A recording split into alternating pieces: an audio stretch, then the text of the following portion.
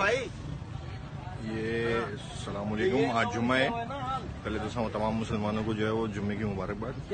और इसके बाद हम यहाँ पे जो है वो जुम्मे की नमाज पढ़ने आए मोहम्मद अली सोसाइटी में, मस्जिद बिलाल में। और जरा यहाँ पे मनासिर हम आपको दिखा दें। लगाओ मेरी बातें भी लगाओ इसमें। ये यहाँ पे जो है वो लाइन लगी हुई है और आरिफ अलवी आए हुए हैं यहाँ पर, मेरा ख्याल है। ये आरिफ अलवी साहब जो है वो नमाज पढ़ने के लिए आए हैं मस्जिद में। बराबर में रहते हैं, इनकी वजह से ये हो रहा है साला। और यहाँ पे ये लाइंस देखें आप।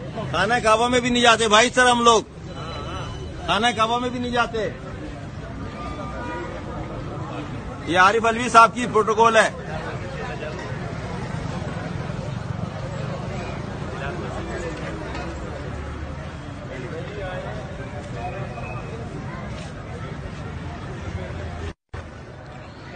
इसी तब्दीली की तवक्को थी हमें। शुक्रिया इमरान खान।